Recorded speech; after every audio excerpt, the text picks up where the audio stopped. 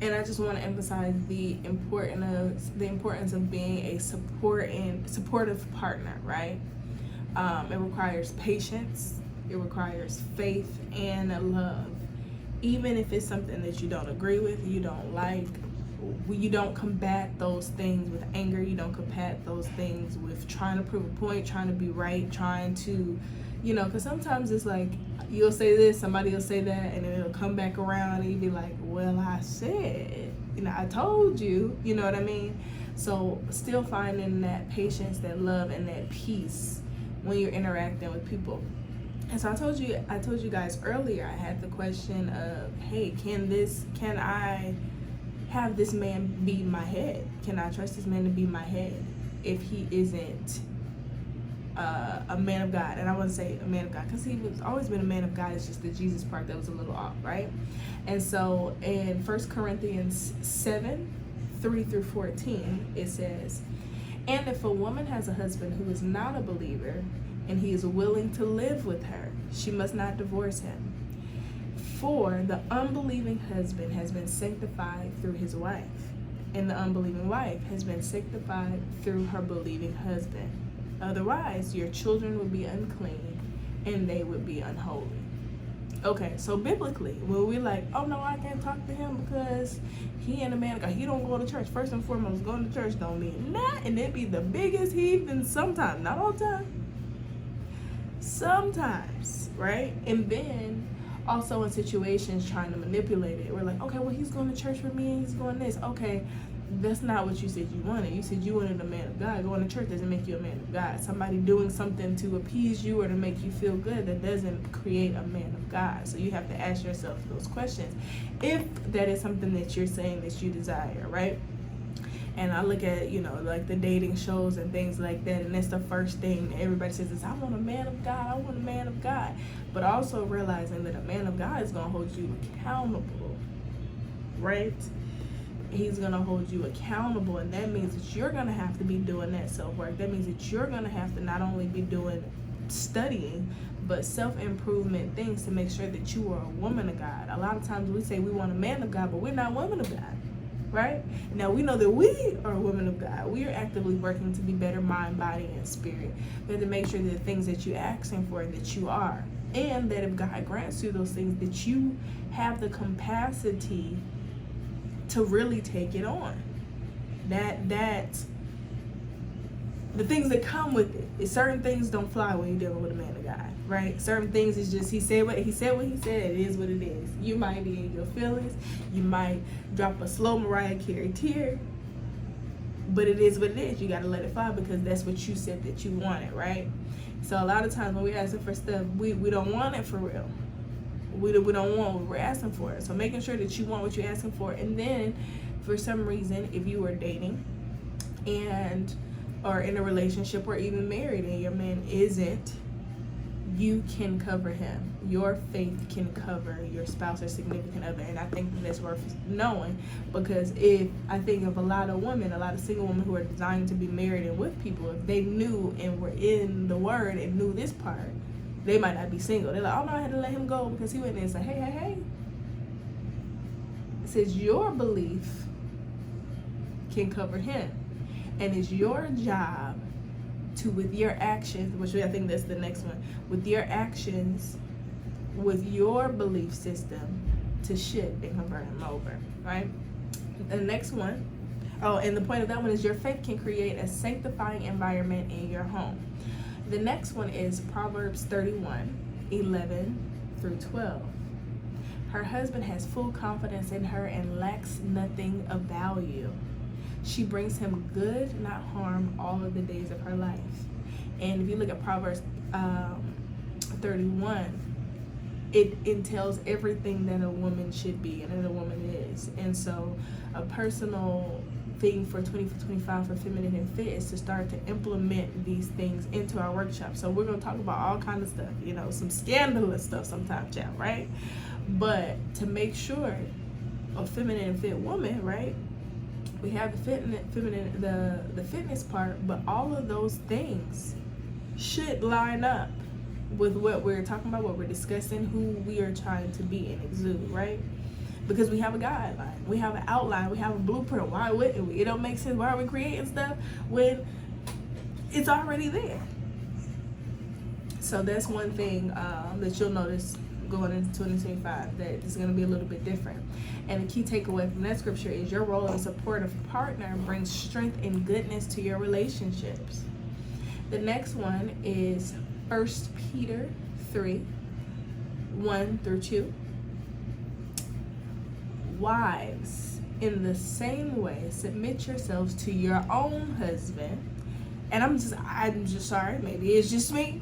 Let me read that one part one more time. Submit yourselves to your who? Your own husband. Your own husband. Nobody else's husband. Nobody else's. Your own husband. All right. Now I'll go ahead, but I just wanted to emphasize that part because a lot of times. Okay.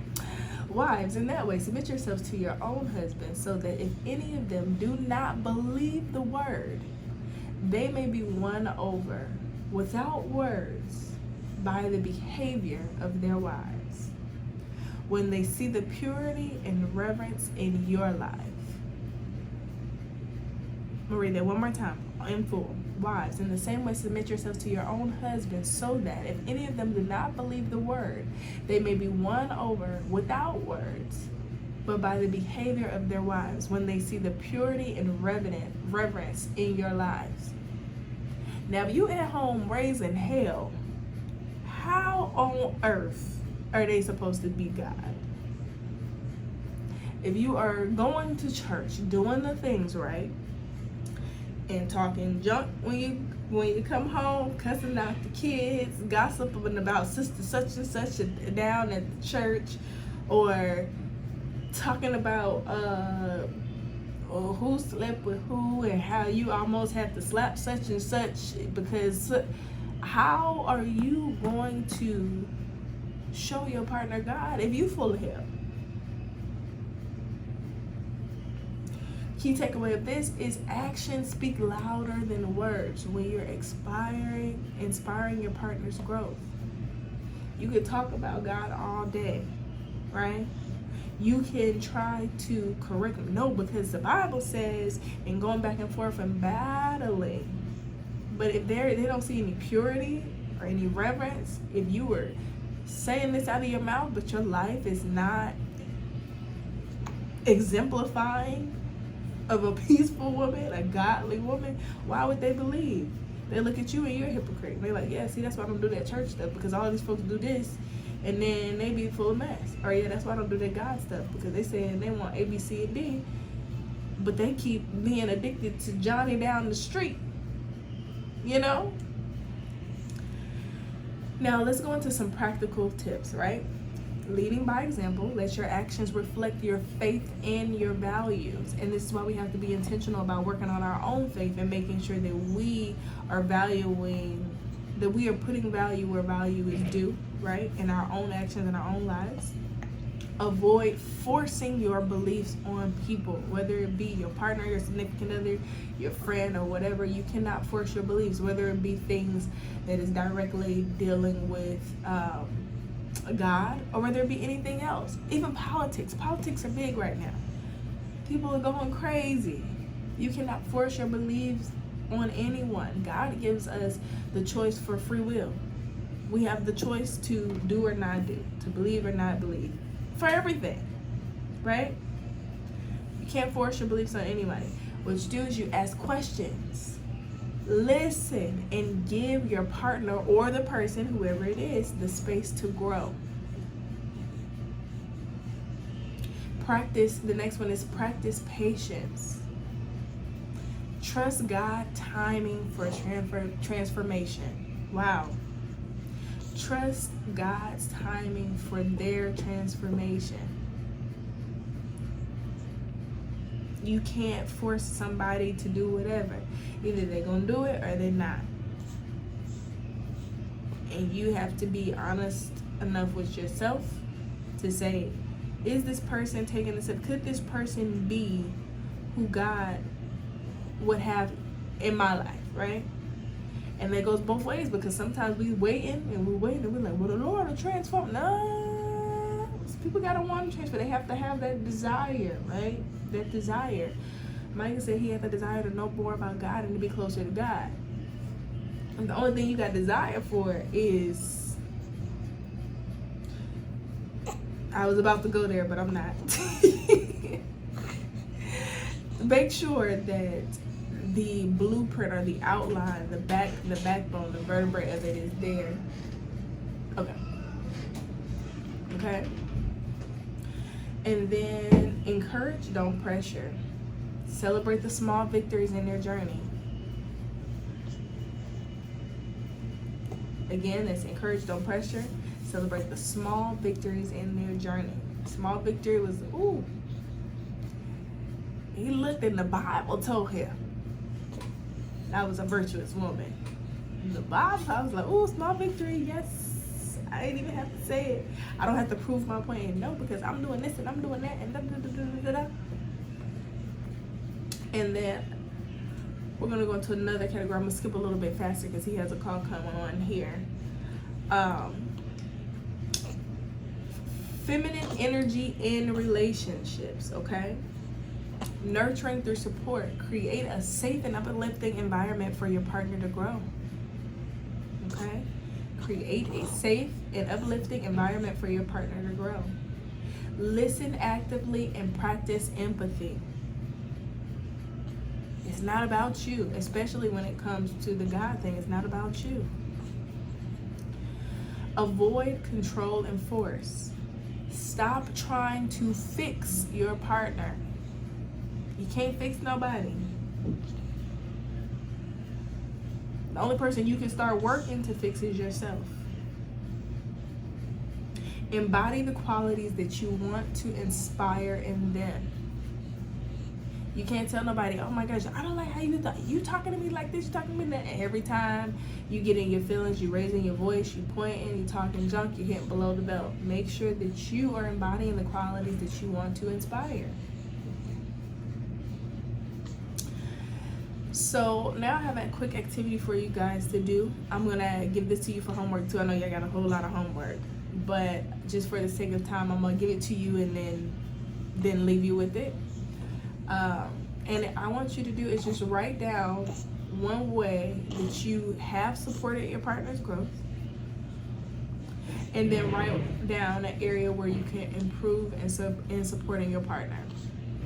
And if you don't have a partner right now, right, write down in the past, so past tense. Now this doesn't mean go back and to such and such and now make them your partner again because we having this conversation.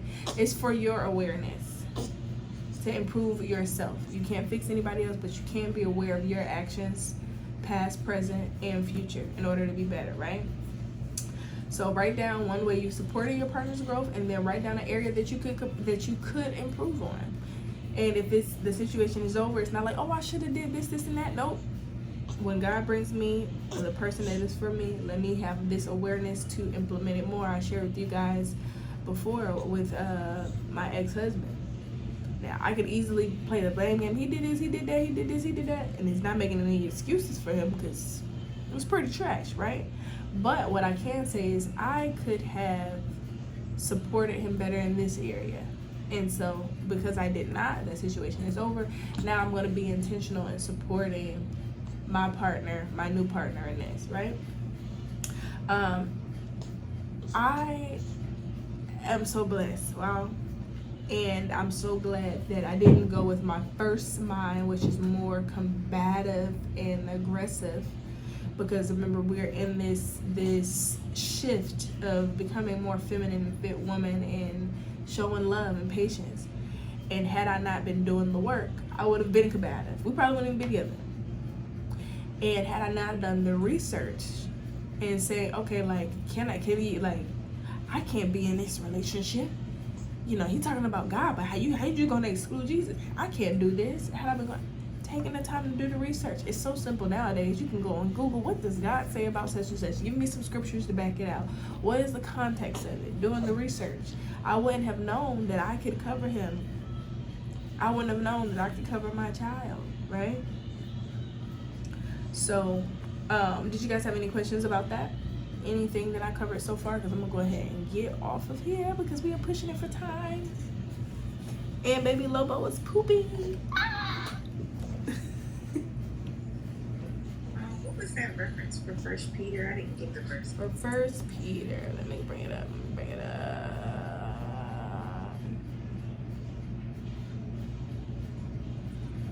Chapter 3, verses 1 through 2. Yep. First Peter, chapter 3, verses 1 through 2. That's exactly right. Any more questions? I have a comment. This is good stuff. I was battling a little bit. So this is some good stuff. Yes. I'm glad. I struggle with all of this. So.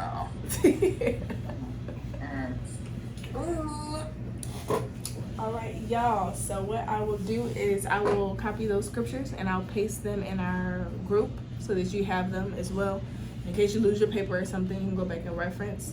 And let me know if you guys have any questions or comments, concerns, thoughts, because we can expand on it. We can talk more about it next week if we need to, if need be. And if anything comes on in your personal lives, or just like, hey, what do you think about this, or what about that, feel free to reach out. Y'all have my direct number. You know, we have the group too, but y'all have my direct number, so don't hesitate to reach out, all right?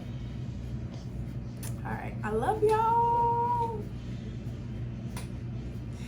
And have an amazing weekend. Bye, y'all.